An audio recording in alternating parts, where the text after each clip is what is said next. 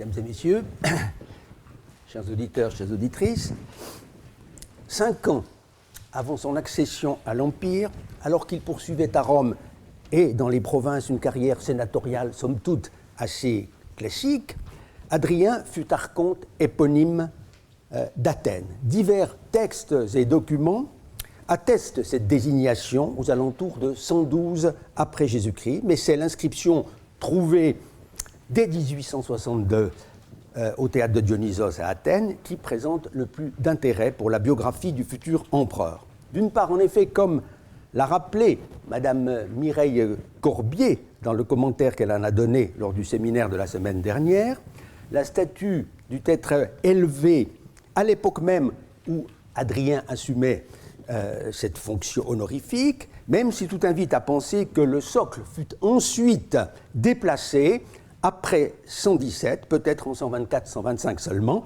à l'emplacement très en vue qu'il occupe au bas de la querquis médiane du théâtre, dans une position correspondant à la place centrale qui fut attribuée plus tard à la tribu Hadrianis, comme autrefois à la tribu Ptolémaïs, dans le système des 12 plus une fulaille d'Attique.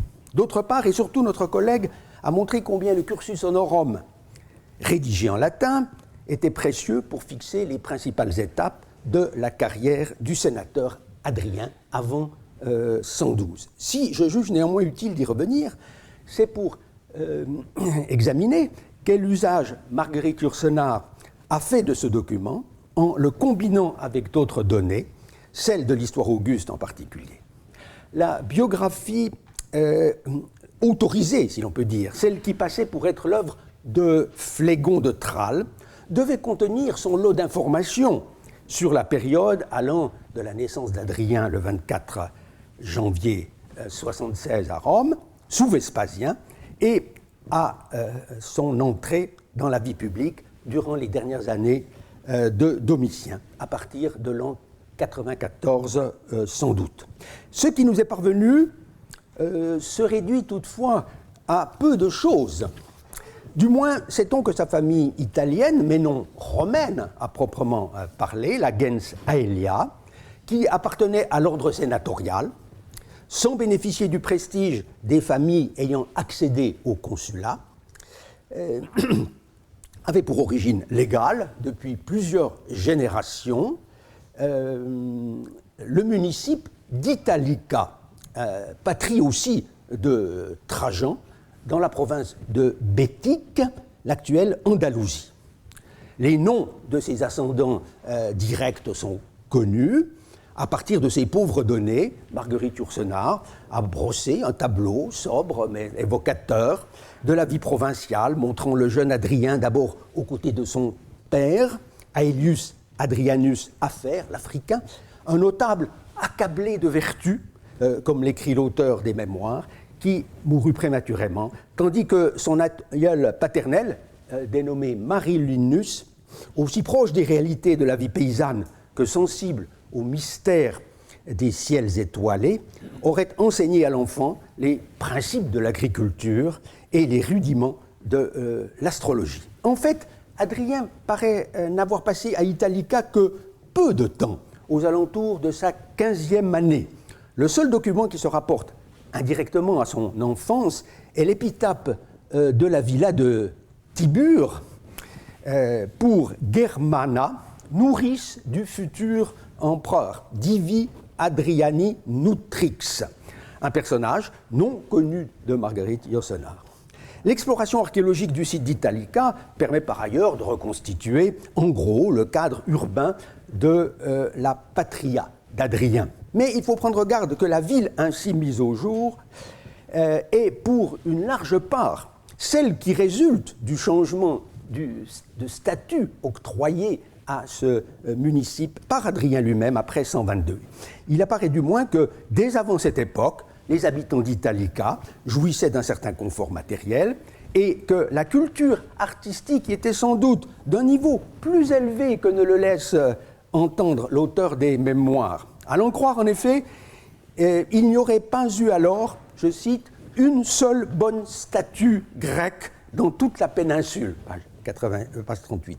Or, parmi les œuvres d'art provenant d'Italica au musée de Séville, et sans même parler d'un célèbre portrait en marbre de l'empereur, mais datant seulement des alentours de 130, se trouve notamment une statue d'Aphrodite, non dépourvue de qualité artistique, quoique acéphale et manchotte. Mais rien n'assure que l'adolescent Adrien ait pu la contempler et se laisser éventuellement émouvoir par ses formes plus que gracieuses. En tout cas, c'est ailleurs qu'il s'initia aux belles lettres. Non sans raison, Marguerite Yourcenar a situé à Rome, chez le grammairien Terentius Scaurus, la formation secondaire, dirait-on aujourd'hui, d'Adrien, puisque l'on apprend incidemment, dans une des vies de l'histoire auguste, la vie de Verus, 2-5, que ce Scaurus, qui exerçait son métier dans la capitale, fut le Grammaticus Adriani. L'auteur des mémoires se montre plein de gratitude à l'égard de ce maître, exigeant jusqu'à la cruauté, mais incontestablement savant. C'est à lui qu'il dit être redevable de son goût pour la poésie latine et de sa découverte de l'alphabet grec, ce qui n'est pas un mince compliment dans la bouche de l'empereur Philhellène.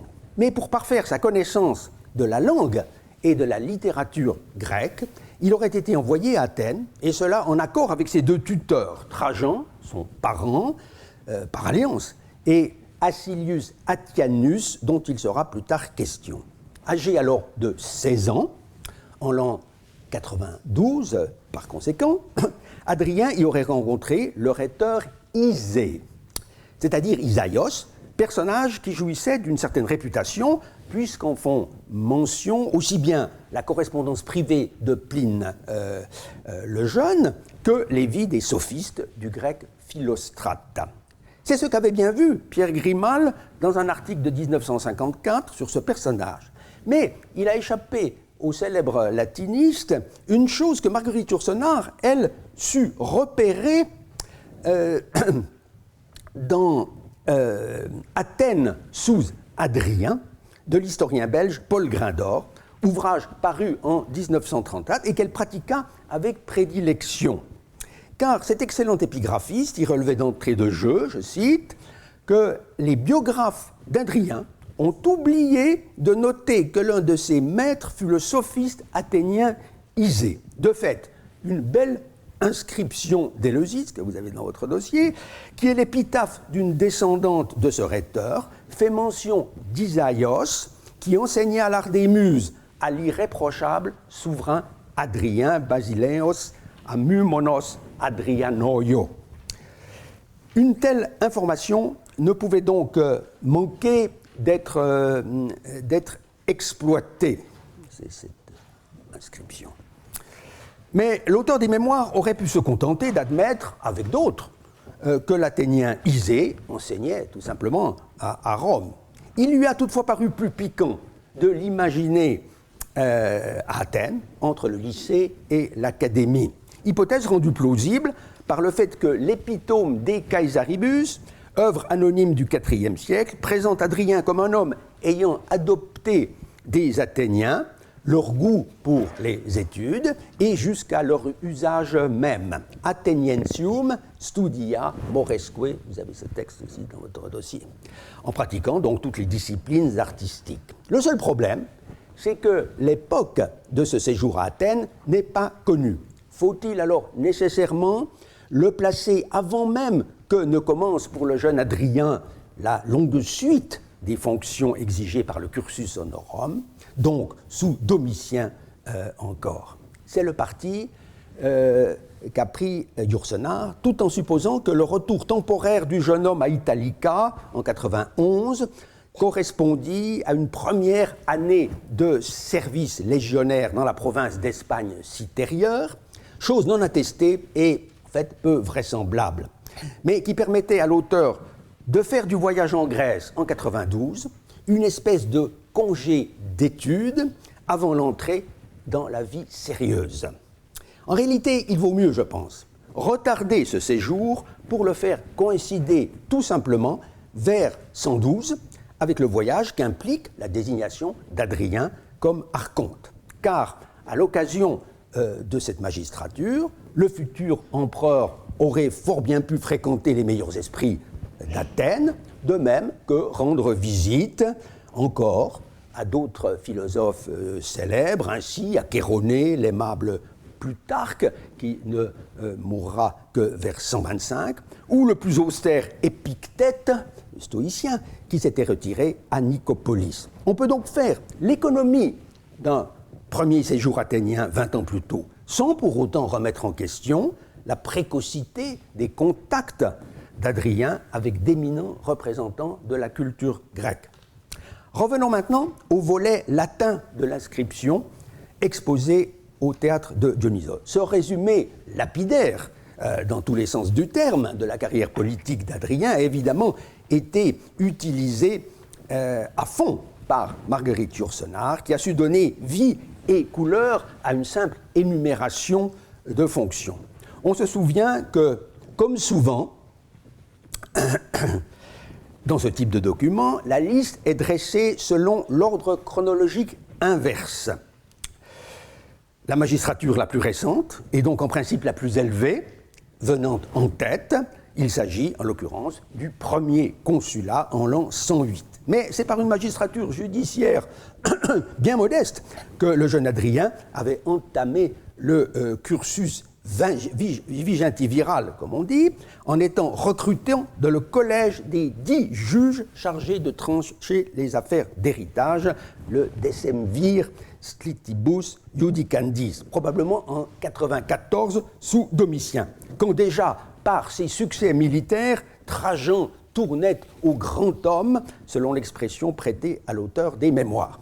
Simultanément, ou à peine plus tard, ce sont des fonctions en rapport avec d'antiques rituels célébrés dans le Latium ou à Rome même qu'il assumait de manière ponctuelle. Mais dès l'année 95, commence pour lui la carrière imposée à tout jeune Romain de son rang, avec une orientation militaire marquée.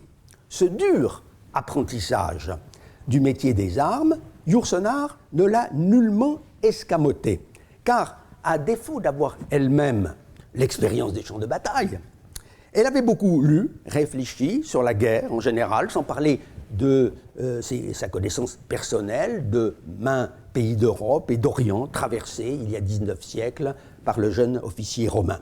Elle s'est montrée capable, par exemple, d'exprimer ce que purent être, pour cet homme de la Méditerranée, accoutumé à un sol sec et rocheux, écrit-elle ou écrit-il, une plaine qui ne s'arrête qu'au ciel, ce premier contact avec les provinces danubiennes et la découverte du grand fleuve continental. C'est, on s'en souvient, que le jeune tribun, ou commandant en second sous les ordres du légat, avait servi d'abord en diverses légions stationnées sur la frontière septentrionale de l'Empire, d'abord en Pannonie inférieure, au camp de la 2e légion adjutrix, sur le point d'être installé à Aquincum, Budapest. Puis, à l'automne 96, il a alors 20 ans.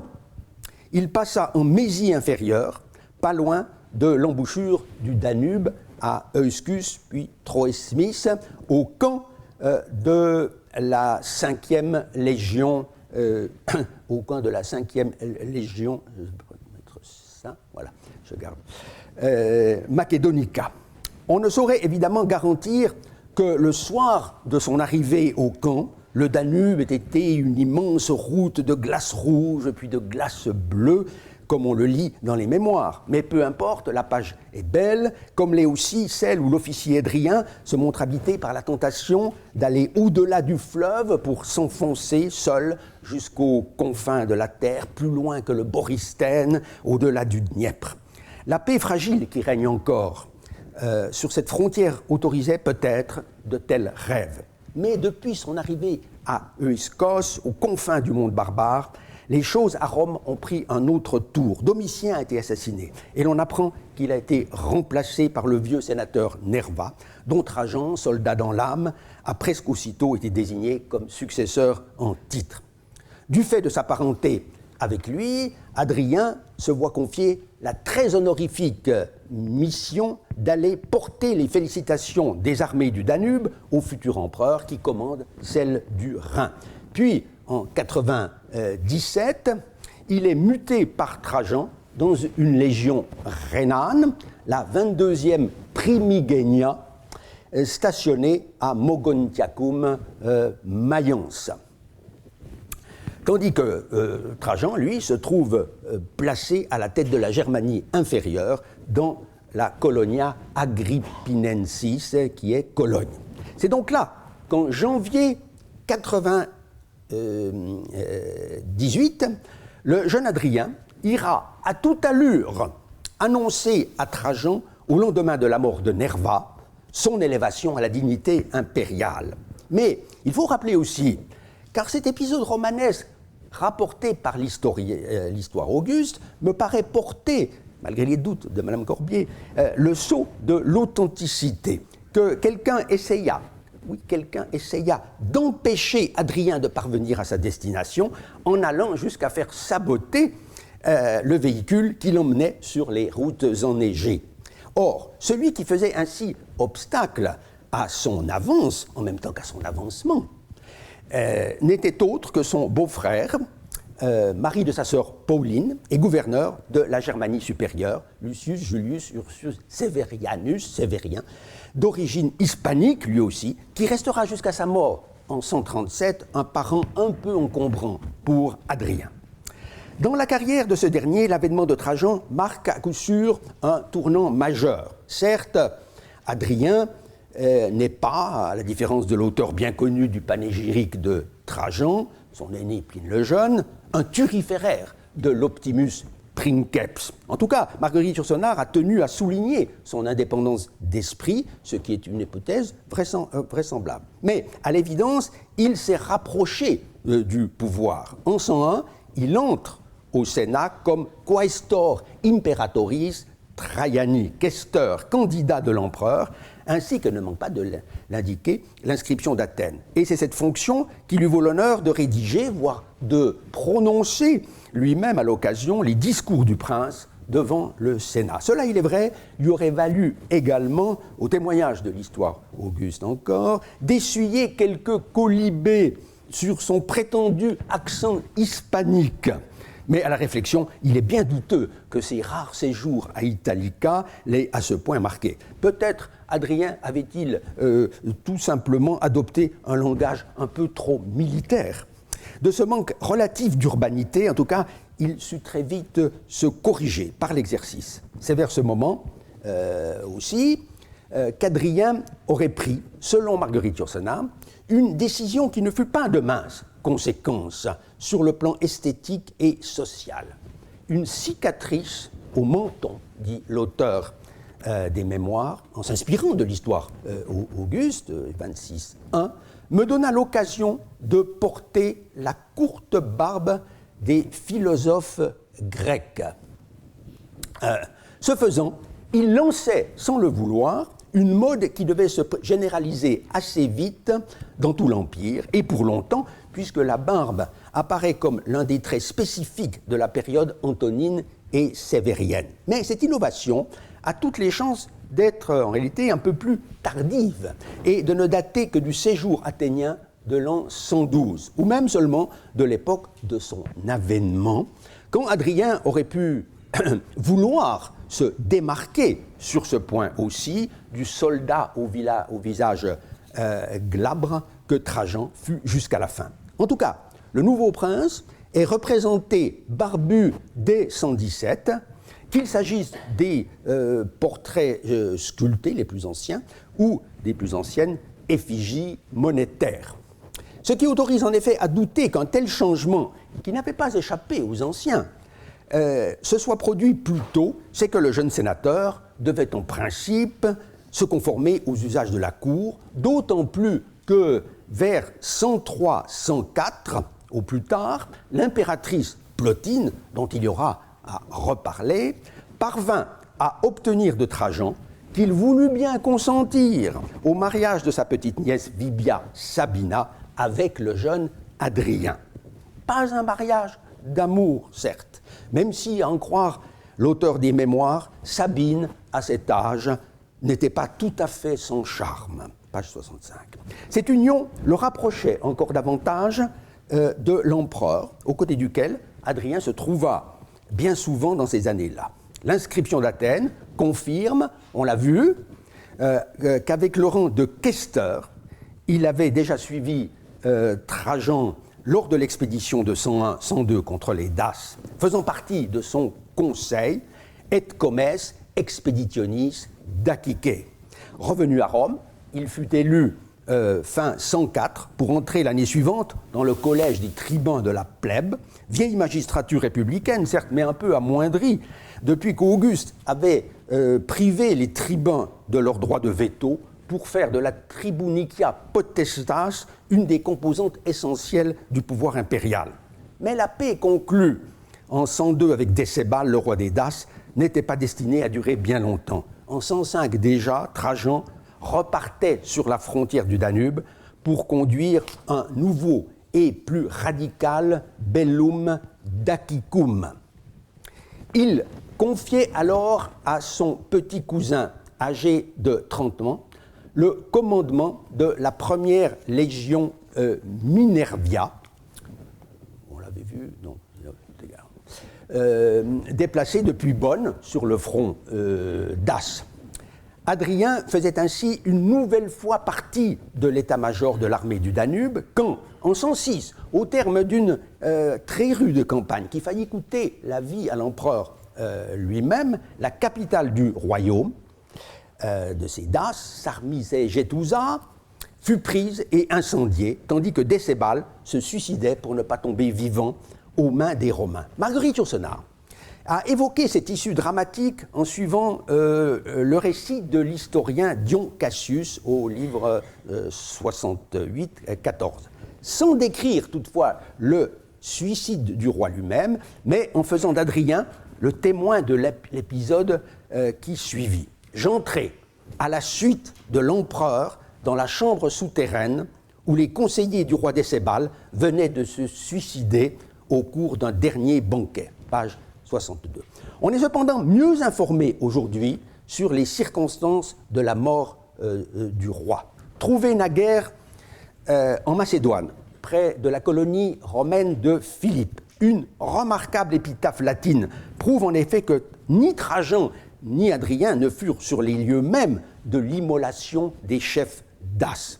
Ce cavalier légionnaire hors pair, qui avait commencé sa carrière sous Domitien et ne quitta le service qu'après la guerre contre les Parthes, pouvait en effet se prévaloir en tant que chef des exploratores, voici la transcription, à cheval d'un exploit peu banal, impossible à mettre en doute, celui d'avoir capturé Décébal et d'avoir apporté sa tête à l'empereur au camp de Ranistorum, quod cepisset Decebalum et caput eius pertulisset Ranistoro, comme le dit et le représente la stèle à relief. Ce document vient donc éclairer deux scènes de la chronique officielle qu'est la frise historiée de la colonne Trajane, qui montre d'une part le roi déjà à terre, assailli par un escadron de cavaliers, et d'autre part la présentation sur une espèce de pavois de sa tête aux soldats par deux personnages, Trajan très certainement, et le captor Décébali en personne. Si Marguerite Yourcenar avait pu connaître la chose à temps, sans doute eût-elle modifié un peu cette page des mémoires. Mais sa conviction que la guerre dacique fut bel et bien sans merci n'aurait pu qu'en sortir renforcée. L'auteur nous dépeint cependant un Hadrien approuvant encore à cette date la politique impérialiste de Trajan, jugée nécessaire sur la frontière danubienne. L'inscription d'Athènes fait du reste mention des deux décorations que lui valut sa conduite en Dacie. Selon Yourcenar, toutefois, les sentiments du futur empereur commencent à changer peu après, au lendemain, pour ainsi dire, du triomphe dacique. Dès l'automne 106, en effet, Hadrien est élu praetor, d'où le eodem tempore de l'inscription d'Athènes, magistrature qui lui ouvre la plupart des hautes fonctions militaires et civiles. Trajan l'envoie alors gouverner en tant que legatus Caesaris la province prétorienne de Pannonie inférieure, où il doit faire face, sur le Danube, au peuple des Yaziges, voici la Pannonie, associé ce peuple, semble-t-il, à celui des Suèves. Cette nouvelle entreprise n'exigeait pas seulement de la part du légat une reprise en main de l'armée, mais aussi la répression de certains abus administratifs. Au camp légionnaire d'Aquincum, Adrien put compter sur l'appui d'un centurion déjà expérimenté, Quintus Marcius Turbo, qui devait accéder rapidement, on le verra, au sommet de la carrière équestre à travers diverses préfectures. Il n'est pas impossible que dès alors Adrien ait pris conscience des limites de l'expansion romaine au-delà des grands fleuves. Car, comme l'écrit l'auteur des Mémoires, cette guerre dura 11 mois et fut atroce, page 73. D'où son refus avéré, 10 ans plus tard, d'entériner la politique expansionniste de Trajan en Orient. Reste à se demander de quoi fut faite pour lui cette décennie qui nous sépare encore de son avènement en 117. Les choses, au début, paraissent assez claires, puisqu'il est établi que le consulat d'Adrien, la dernière en date des grandes magistratures dont fasse état l'inscription d'Athènes, tombe en 108, première année où il pouvait d'ailleurs légalement y prétendre. Les historiens ont vu dans cette élection la juste reconnaissance des mérites reconnus par l'empereur que l'officier s'était acquis en combattant avec tant d'éclat sur le front. Mais la récompense pouvait, aux yeux de l'intéressé, paraître un peu maigre, puisqu'Adrien n'était pas désigné comme consul ordinaire, avec la prérogative de donner son nom à l'année en compagnie de l'autre consul, élu pour la même période, mais en tant que consul suffect seulement pour une partie de l'année. De fait, les deux consuls ordinaires de l'année précédente, en 107, Licinius Sura et Socius Senecio, l'un et l'autre plus âgés qu'Adrien, il est vrai, avaient également combattu dans la seconde guerre dacique et avaient reçu de la part de Trajan les ornamenta triumphalia, un honneur dont le petit cousin de l'empereur ne fut apparemment pas jugé tout à fait digne.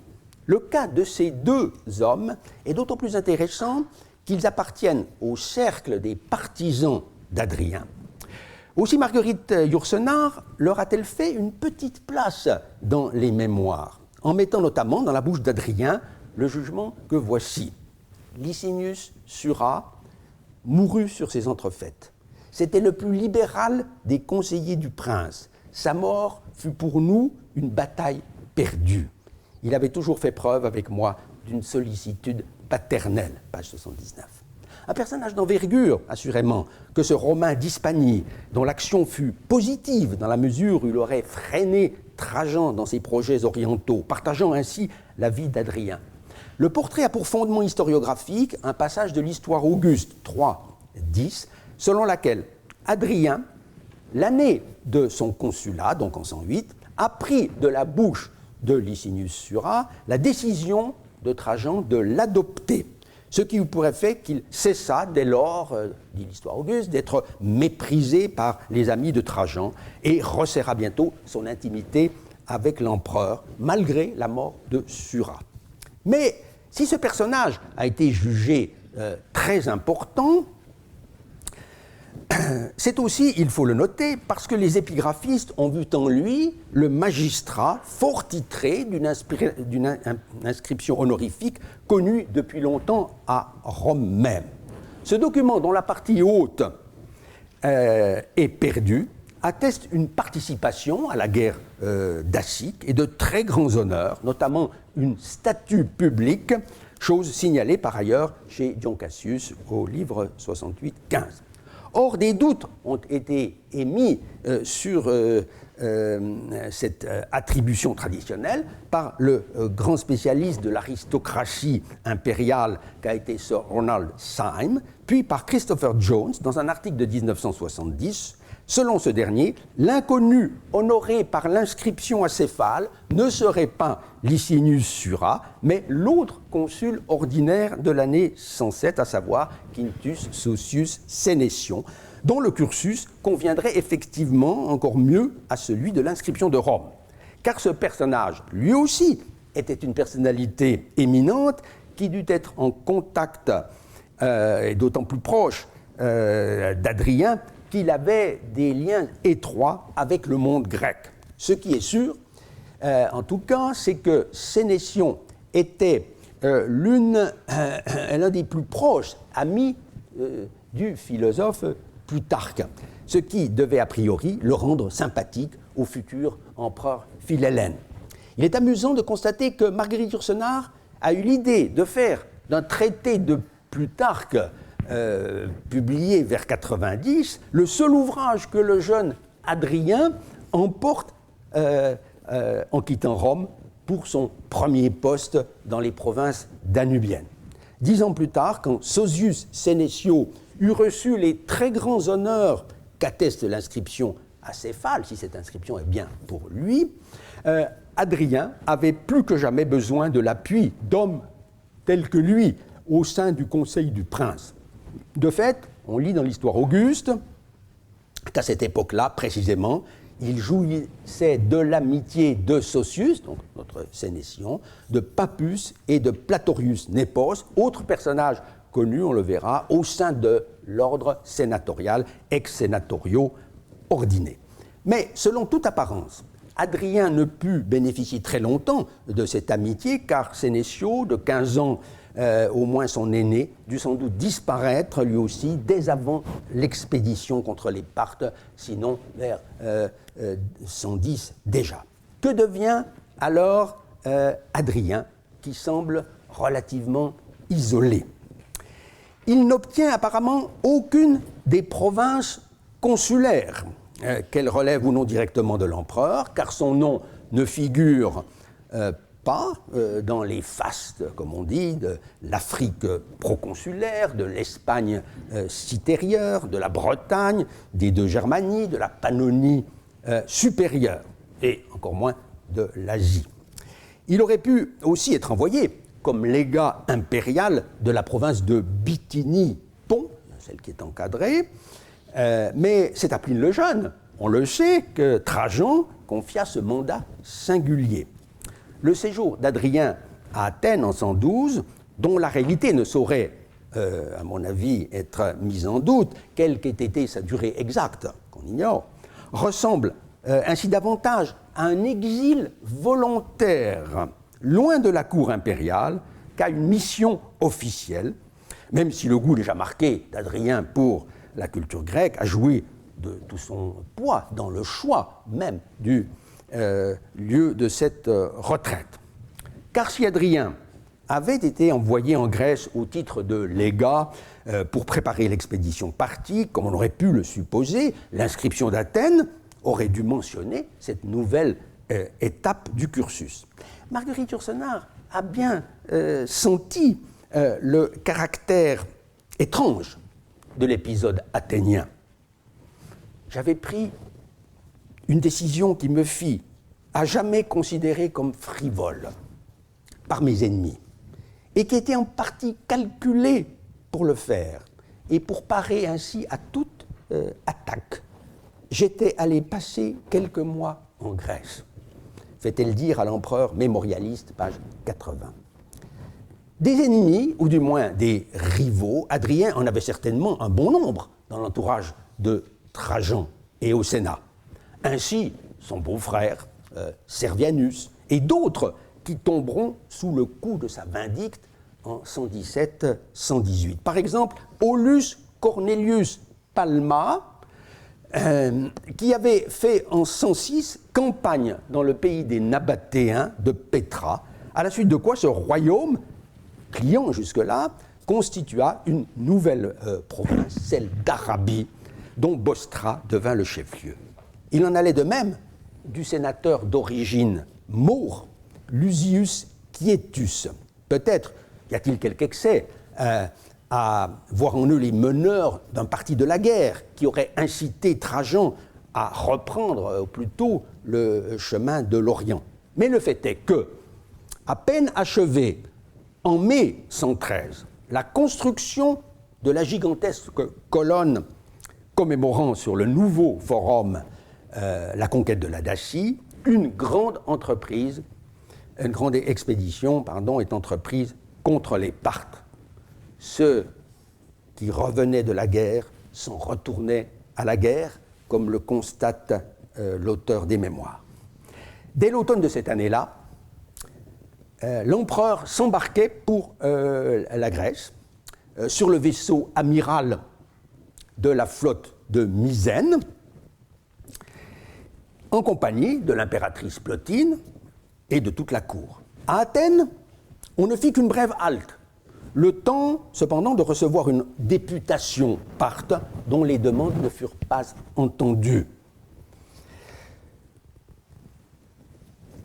Un long voyage amena ensuite le prince jusqu'à Antioche de Syrie, où allaient se concentrer les diverses unités régionales du corps expéditionnaire. Adrien, à cette date, avait nécessairement quitté l'Achaïe pour s'associer, bon gré mal gré, aux préparatifs de la guerre. On ne saurait mettre en doute qu'il y participa dès le début, puisque la chose est expressément affirmée par l'histoire auguste, qui nous apprend que c'est grâce à la faveur de Plotine qu'il fut désigné comme légat au temps de l'expédition contre les Parthes. 4.1 Expeditionis Particae Tempore. Mais légat, pourquoi faire ? Le terme de legatus Caesaris pouvait convenir pour le gouverneur d'une province impériale telle que la Syrie, placée sous l'autorité directe du prince. De fait, c'est bien cette province qu'Adrien gouvernera au moment où Trajan, en 117, quittera le théâtre des opérations. Et il est manifeste que Marguerite Yourcenar a opté pour cette solution, puisque, sans indiquer de date précise, elle fait dire à Adrien ceci: « J'occupais depuis une année mon poste de gouverneur en Syrie lorsque Trajan me rejoignit à Antioche. Il venait surveiller les préparatifs de l'expédition d'Arménie. » Page 83. Voilà qui nous met clairement, à la fin de 113, quand le prince et la cour viennent hiverner sur l'Oronte. Donc, pendant 5 ans, de 112 à la mort de Trajan en 117, Adrien aurait gouverné la Syrie. Ce choix avait l'avantage pour l'écrivain de donner à Adrien une position très claire, en même temps qu'un rôle capital, dès la fin de son séjour athénien et pendant toute la durée de la guerre, puisque la Syrie était nécessairement le point central du dispositif militaire de Trajan, engagé dans des opérations aussi bien au nord qu'à l'est d'Antioche. Mais le terme de legatus, presbeutes en grec, s'il comporte l'idée d'une délégation de pouvoir de la part de l'empereur, seul détenteur de l'imperium, n'implique pas que ce lieutenant soit à la tête d'une province, surtout en période de guerre, car il est bien des exemples de legati au sein de l'état-major du prince, en campagne, ainsi pendant le bellum d'Aquicum. De fait, il semble rigoureusement impossible que la nomination d'Adrien à ce poste de confiance soit intervenue dès 112 ou 113, puisque entre 114 et 116, voire encore au début 117, la Syrie fut gouvernée en réalité par quelqu'un d'autre, à savoir Gaius Julius Quadratus Bassus, un éminent sénateur de la cité de Pergame, dans la province d'Asie. Chose remarquable, Yourcenar n'a pas ignoré l'existence de ce personnage, mais elle ne l'a fait intervenir que plus tard et dans un autre poste à la tête de la Dacie. L'admirable Julius Bassus, dit-on dans les Mémoires, premier gouverneur de cette province, donc la Dacie, nouvellement organisée, était mort à la peine, tué par cette tâche sans gloire qui consiste à pacifier inlassablement un pays cru soumis. Je lui fis faire à Rome des funérailles triomphales. Page 105. D'où cette information provient-elle donc? Eh bien, d'une grande inscription de l'Asclépieion de Pergame, objet de plusieurs études depuis le début du XXe siècle et réédité en 1959 avec un commentaire exhaustif par Christian Habicht dans son corpus des inscriptions du grand sanctuaire extra-muros. C'est le numéro 21 de cette collection. Cette base de statue porte en effet sur sa face antérieure une inscription qui déroule devant nos yeux toute la riche carrière militaire du personnage, en particulier son participation à la première guerre dacique en 101 comme commandant de rang prétorien, puis son engagement dans la seconde en 106 avec le rang d'un consulaire, car il avait été consul en 105. Ses légations dans plusieurs provinces d'importance croissante, d'abord celle de Judée, ensuite celle qui, au cœur de l'Asie mineure, réunissait encore la Galatie, la Cappadoce, la petite Arménie, la Paphlagonie, l'Isorie et la Phrygie, puis la province de Syrie, Phénicie, Commagène, qui nous intéresse spécialement ici. Enfin, celle toute nouvelle de Dacie, au moment même de la gravure de l'inscription. Mais sur l'une des faces latérales a été ajouté un texte très original qui, justement, nous apprend que le personnage en question mourut lors de son service en Dacie et que son corps fut transporté en Asie par une escouade de légionnaires sous le commandement d'un centurion dûment nommé. En sorte que, conformément à l'ordre de l'empereur Adrien, on est donc là après 117, de somptueuses funérailles furent célébrées dans la cité devant un grand concours de peuple aux frais du fisc impérial. Dans l'évocation de ces obsèques en quelque sorte nationales, Marguerite Yourcenar ne s'est donc trompée que sur l'indication du lieu, non pas Rome, mais bien évidemment Pergame. D'autre part, elle n'a pas voulu ou pu tenir compte du fait que Julius Quadratus Bassus fut nécessairement gouverneur de Syrie jusqu'en 116-117. La date de son entrée en fonction a fait certes l'objet d'une discussion entre spécialistes de la prosopographie impériale en relation avec la question de savoir si c'est ce même personnage qui se dissimule dans une inscription latine du Liban, à Baalbek Héliopolis, en l'honneur d'un légat de Syrie sous Trajan.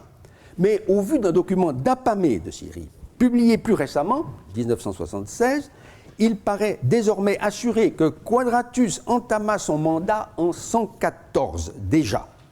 Autrement dit, c'est ce sénateur, expérimenté s'il en est, que Trajan dut placer à Antioche dès le début des opérations en Orient.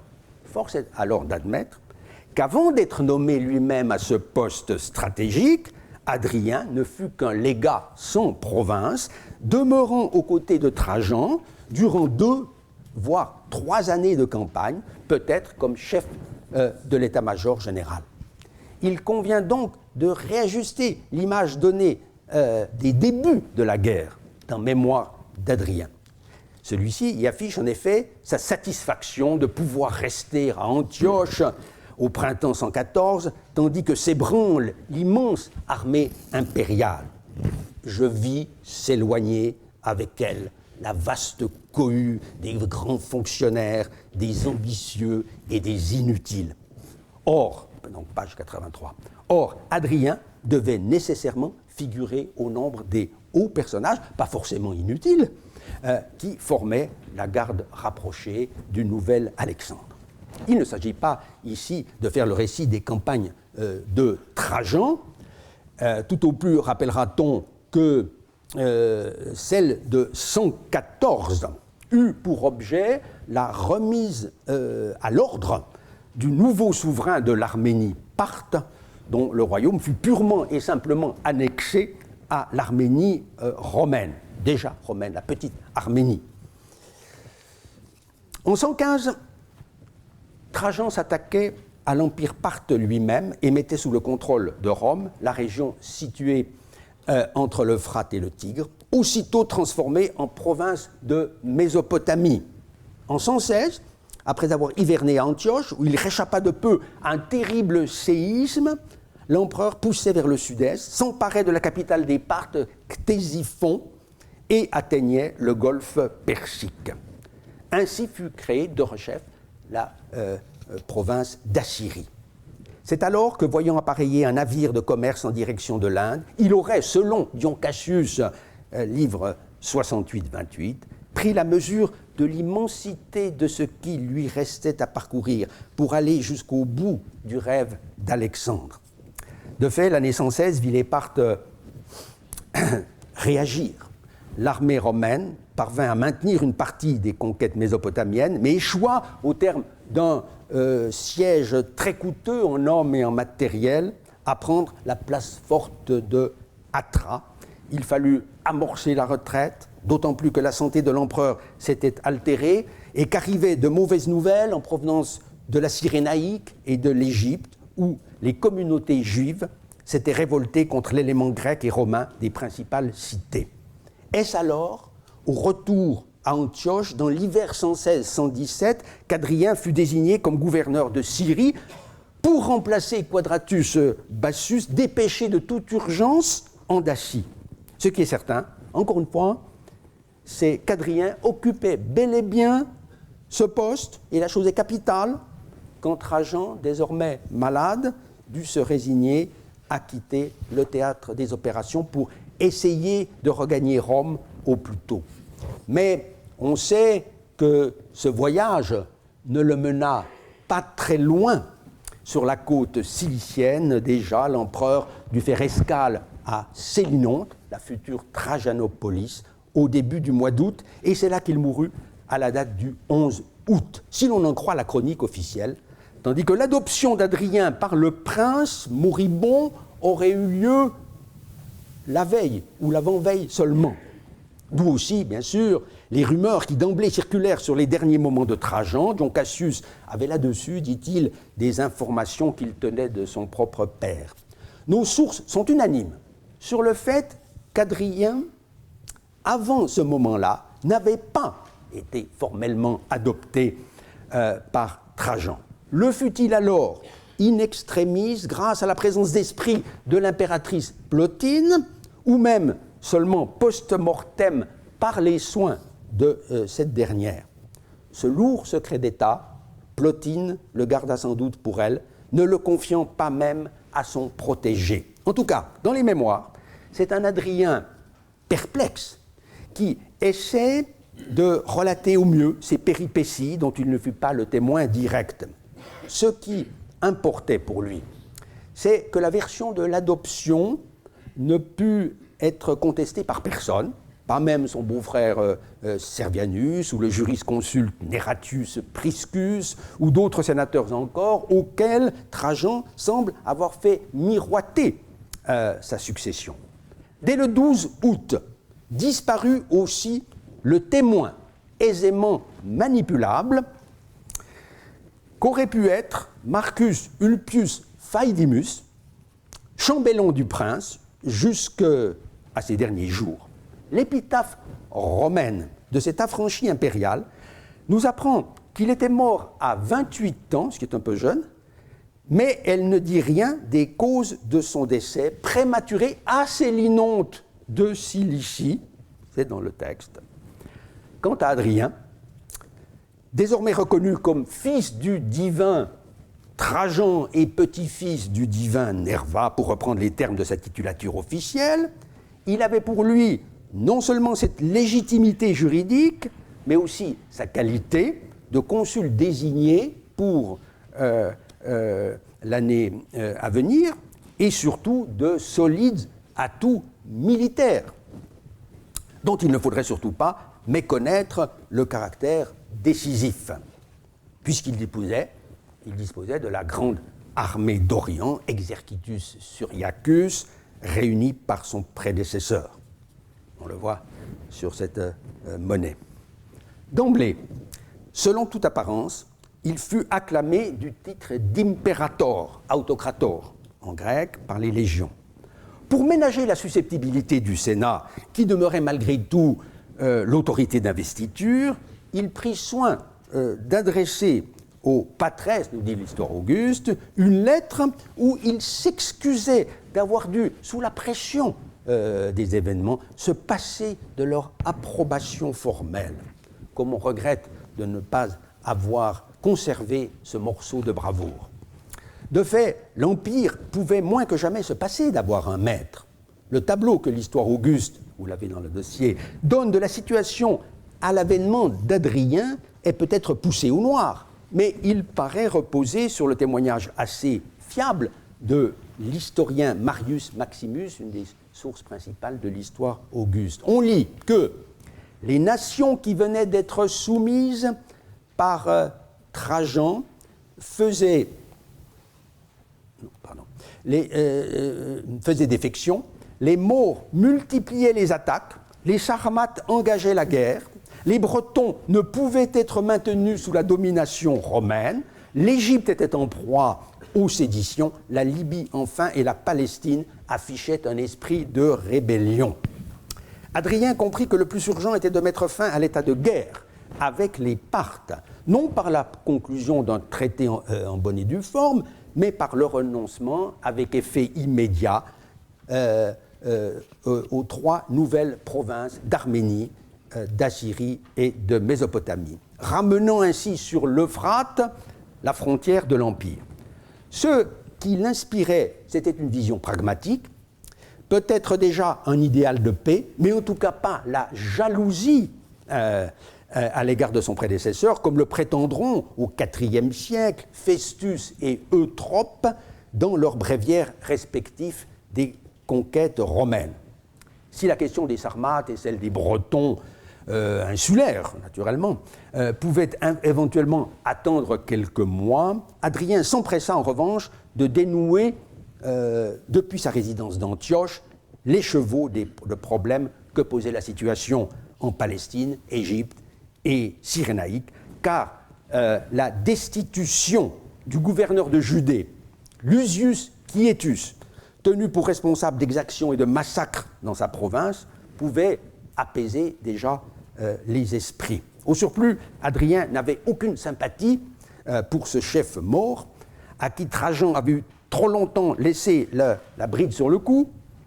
Il n'est pas sûr que le nouvel empereur ait eu besoin de faire un aller-retour à Alexandrie à l'automne 117, comme l'a admis avec d'autres, il faut le dire, Marguerite Yourcenar. Mais la narration de cet épisode lui a permis de prêter à Adrien d'intéressantes réflexions qui n'épargnent ni les Grecs ni les Juifs sur l'incapacité de ces deux communautés à cohabiter dans le respect de leurs différences. En tout cas, il est certain qu'Adrien ne poussa pas plus loin vers l'ouest. Un voyage à Cyrène lui eût coûté trop de temps. Il dut se contenter, là, de faire rétablir l'ordre par le préfet de la flotte de Misène, l'ancien centurion Quintus Marcius Turbo, depuis 10 ans au moins, l'un de ses plus fidèles soutiens. Mais on verra qu'une fois de retour à Rome, il se soucia de procéder à la reconstruction et d'abord au repeuplement de la Cyrénaïque, comme l'attestent des inscriptions qui laissent peu de doute sur l'étendue du désastre ayant frappé alors ce pays. Dès l'automne 117, Adrien amorça son retour vers l'Italie. Avant de quitter Antioche, il laissa la légation de Syrie, dont il mesurait, ô combien, toute l'importance en cas de vacance du pouvoir impérial, à un sénateur de grande confiance, Lucius Catilius Severus, jusque-là gouverneur depuis 115 dans l'éphémère province des deux Arménies, et futur préfet de la ville, dont les spécialistes ont su retrouver la trace dans une inscription d'Antium, que vous avez sous les yeux. Le choix de l'empereur en faveur de l'itinéraire terrestre fut très certainement déterminé par la nécessité de pacifier en chemin une autre région de l'Empire, à savoir la Mésie, après que le gouverneur de Dacie, Julius Quadratus Bassus, on l'a vu, eut payé de sa vie la défense des nouvelles frontières danubiennes. Hadrien décida donc de prendre la route qui, à travers l'Asie mineure, permettait de gagner les détroits, puis la Thrace. C'est pourquoi l'histoire Auguste dit qu'il vint à Rome par l'Illyricum, ce terme légèrement anachronique, désignant le vaste ensemble des provinces danubiennes. Dans ce qui nous reste de l'histoire du règne chez Dion Cassius, il n'y a pas un mot sur ce long voyage. Si l'on peut en reconstituer un peu plus précisément l'itinéraire et la chronologie, c'est aux inscriptions qu'on le doit.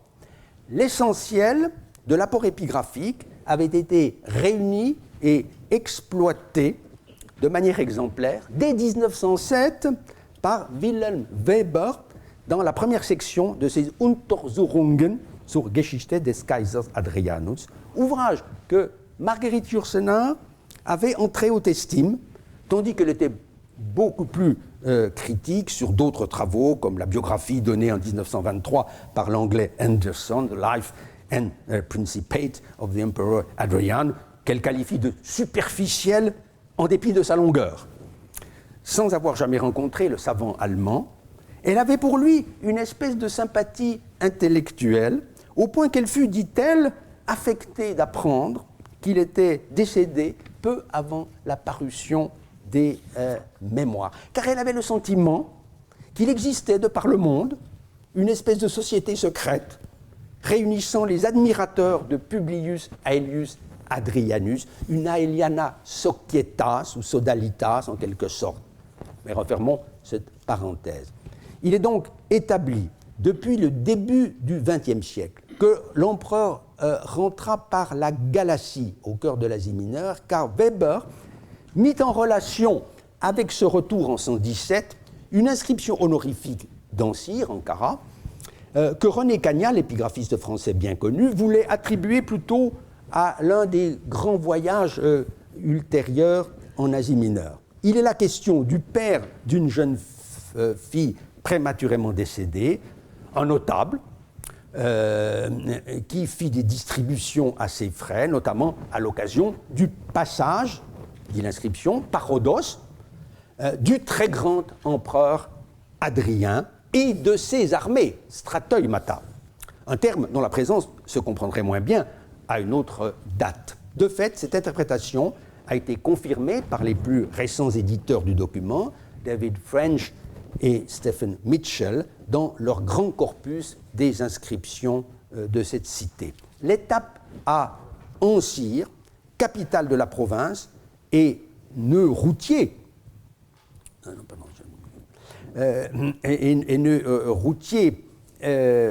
évidemment, au cœur de l'Asie mineure, constitue, on peut dire, un point fixe pour l'itinéraire du retour. En amont, la première section du voyage a pu s'appuyer sur une curieuse inscription de Rome, c'est celle-ci, où l'on a une série de localités de Cilicie avec des dates en octobre, et cela ne paraît pouvoir convenir qu'au déplacement d'Hadrien en l'an 117. Après avoir donc suivi la route côtière depuis Antioche, le cortège impérial se serait dirigé vers Tiane par les portes de Cilicie en direction d'Ancire précisément. En aval de cette ville, Hadrien se dirigea vers la Bithynie en suivant le cours du Sangarios jusqu'à Juliopolis, petite ville justement de la Bithynie, où sa présence est attestée par la lettre qu'il adressa le 11 novembre au Néoi de Pergame. On voit qu'elle est datée justement de Juliopolis en novembre. C'est Néoi qui étaient donc les jeunes gens du gymnase, en réponse aux vœux et aux félicitations qu'il lui avait adressées. Très certainement, Hadrien reçut à chaque étape de son voyage D'autres dépudations, Philostrate par exemple nous apprend qu'une délégation athénienne menée par le tout jeune sophiste Hérode Atticus rejoignit l'empereur, mais alors seulement en Pannonie, au printemps 118, lorsqu'Adrien se trouvait déjà là pour lutter contre les Roxolans. On a écho de ces ambassades dans 2 lettres de ces années-là, mais sans indication malheureusement du lieu d'où elles furent expédiées, alors que la titulature d'Adrien, notamment la mention de son second consulat, oblige à dater de l'année 118, car c'est le 1er janvier 118 qu'il inaugura, in absentia, son entrée en fonction dans cette charge. L'une d'elles s'adresse aux gens d'Astipalée, dans les Cyclades, l'autre aux Delphiens. L'empereur les remercie, les uns et les autres, de leurs vœux à l'occasion de son avènement, et il leur confirme divers privilèges accordés par ses prédécesseurs. Une nouvelle inscription de cette catégorie a naguère été mise au jour dans le théâtre de Hiérapolis en Phrygie, à proximité d'autres documents datant du règne d'Adrien. Et ce sont les archéologues italiens qui fouillent ce site peu banal de Hiérapolis qui l'ont publié. On reviendra sur l'ensemble du dossier à propos du passage très probable qui fit l'empereur en 129. Mais disons ici un mot pour finir de la lettre elle-même qu'a publiée avec grand soin Madame Tullia Ritti, spécialiste des inscriptions de Hiérapolis. On ne saurait douter que ce document où Adrien fait état de son arrivée au pouvoir, au tout début, donc quand Méchu, dit-il, la magistrature paternelle, epi to periekein es eme ten patroian archen, appartiennent tout au début du règne. Mais peut-être est-il un peu imprudent de le dater de l'année 117 encore, à cause de l'absence du titre consulaire, comme c'est le cas justement dans la lettre aux Néoi de Pergame. Un argument ex silencio de ce type est toujours un peu risqué, puisque les cités n'étaient pas tenues de reproduire tous les éléments de la titulature impériale. Ici manque également du reste le titre usuel de Archiéros Megistos, donc le Pontifex Maximus, qui est un titre pourtant pris dès le début du règne par Adrien. On pourrait s'étonner, au surplus, qu'Adrien ait jugé possible de confirmer les privilèges des hiérapolitains dès avant son retour à Rome en 118. En effet, l'octroi de l'asilie aux cités, qui en avaient fait la demande, un grand privilège, relevait en principe de la compétence du Sénat. Bref, on n'exclura pas que la lettre soit à dater en réalité de l'été 118 seulement, comme les inscriptions justement d'Astipalée et de Delphes. De toute façon, il faut bien voir qu'en raison de la mutilation de la pierre, le lieu d'expédition demeure inconnu. Ce sont donc d'autres documents qui, à l'avenir, permettront de préciser encore l'itinéraire de l'empereur, car si tous les chemins mènent à Rome, il est bien des façons d'y parvenir. Je vous remercie.